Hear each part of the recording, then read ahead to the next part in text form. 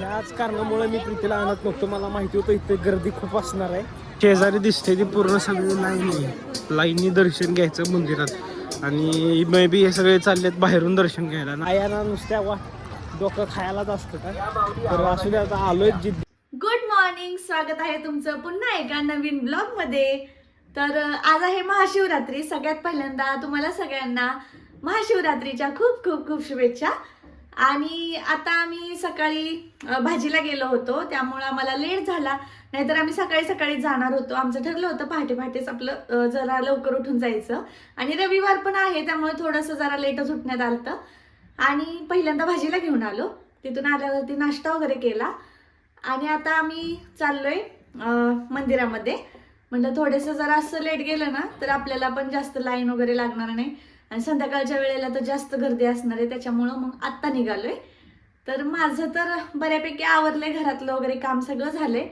आणि ह्यांचं पण झालंय.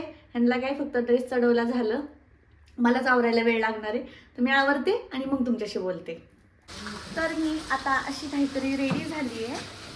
माझा लुक मी सिम्पलच ठेवला आहे. आणि ही साडी बरेच दिवस झालं घातली नव्हती, मी म्हणलं आज चला घालूया. आणि इकडे आमचे नवरोबा. मला अर्धा तास लागला आवरायला आणि यांनी अर्ध्या मिनिटात आवरलंय. त्याबद्दल आपण यांचा सत्कार. चला लवकर, किती वेळ लावतात. काय माणसं असतात ना, इतका वेळ लावतात आवरायला निघायला पण. माझं कसं असतं झटपट. काय माझा पप्पा व्हिडिओ बघत नाहीत. एवढं कडक ऊन आहे आणि आम्ही एवढ्या उन्हामध्ये निघालोय. कारण आम्हाला माहित होतं सकाळचं जर निघालो ना तर भरपूर गर्दी पण असणार आहे. आणि एवढ्या वेळ मी काही थांबू शकणार नाही. त्यामुळं मी तर आत्ता दुपारचंच मला बेटर वाटतंय निघायला. पण ऊन भरपूर लागतं. तिथं आल्याच ह्यांनी खूप मोठा धक्का दिलाय मला. बऱ्याच मागं गाडी लांब पार्क करून येणं. मला आता बोलतायत की गर्दी आहे आणि आपल्याला तिथपर्यंत गाडी जाणार नाही आहे. मला टेन्शन आलं, इथपर्यंत चालत कशी जाऊ. माझी शपथ, बघू गर्दी भरपूर आहे. ते विचारपूस करतायत पुढं गाडी जाईल की नाही.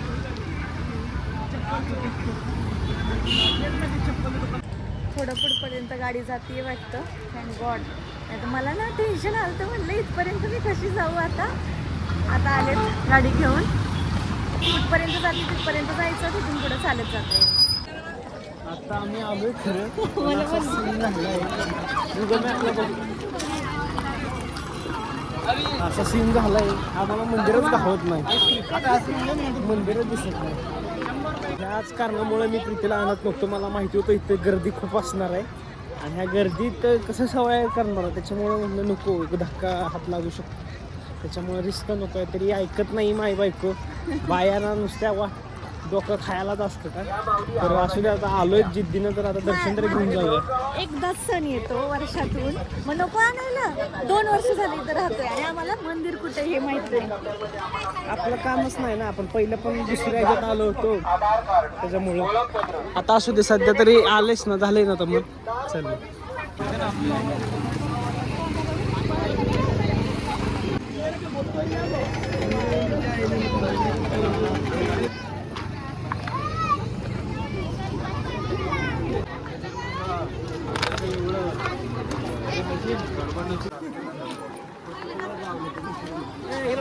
ही शेजारी दिसते ती पूर्ण सगळी लाईननी दर्शन घ्यायचं मंदिरात. आणि मे बी हे सगळे चाललेत बाहेरून दर्शन घ्यायला. आणि आपण पण बाहेरूनच घेऊयात, तेच सुटेबल पडत. कारण की आपल्याकडे टाइम नाही एवढा. टाइम आहे पण मला थांबवणार नाही. हा म्हणजे तेच की, तुला सण नाही होणार जास्त उभं राहिलं. तिथून लाईन आहे उन्हात. मग हा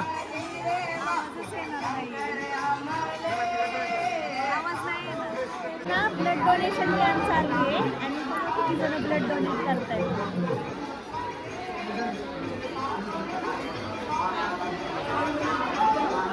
चांगलं कार्य आहे का नाही. त्याच्यामध्ये ना स्त्रियांनी विचार कसे करायचे, ज्याच्या जिजावाने विचार केले सुखाच्या लांबला, तसं याच्यामध्ये तुम्ही विचार कसे करायचे, तर बाळ कसं निर्माण होतं.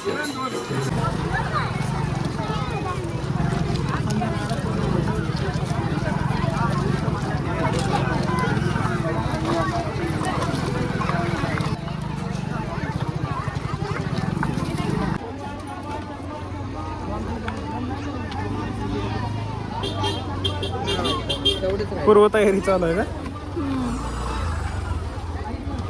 हे कितीला आहे? हे 150 आहे, हे 200.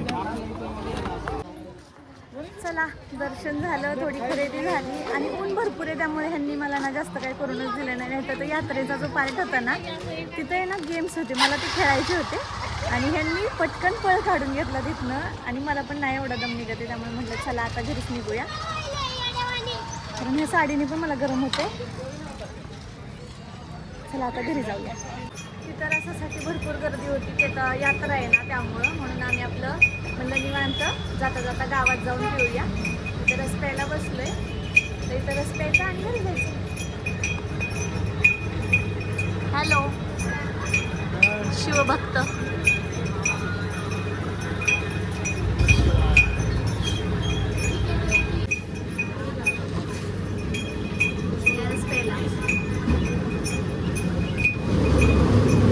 संध्याकाळी काय आमचं येणं होणार नाही आहे, म्हणून म्हटलं आत्ताच फ्रूट्स घेऊन जाऊया, कारण संध्याकाळी गर्दी भरपूर असणार आहे. आम्ही काय आता बाहेर निघणार नाही.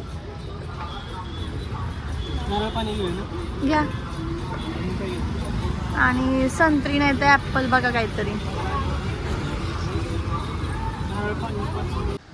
घरी आलोय, 1-1.5 तासच होतो आम्ही बाहेर, पण इतकं ऊन लागलंय ना, मी पहिलं चेंज करते कारण मला भरपूर गरम होते या साडीमध्ये. तर मी चेंज वगैरे करून घेतलं, कारण मला ना अजिबातच दम निघत नव्हता साडीमध्ये. आणि बाहेर आत्ता एवढं ऊन वाढलंय ना की त्याच्यामुळे ना नकोच वाटते बाहेर पडायला.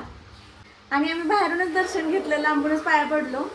म्हटलं जाऊ दे, तर ह्या वेळेला मला काही थांबता येणार नव्हतं. लाईन आहे ना अक्षरशः उन्हामध्ये होती आणि 2-2.5 तास तरी लागले असते ती लाईन क्लिअर व्हायला. आणि उन्हामध्ये नसतं ना, सावलीला जरी असतं ना तरी मी लाईनला थांबली असते, पण मला आता उन्हामध्ये नसतं जुळलं. त्यामुळे म्हटलं रिस्क नको आपल्या हेल्थची, म्हणून मग लांबूनच हात जोडले आणि निघालो. तर आता आले घरी, थोडासा रेस्ट करते, मग तुमच्याशी बोलते.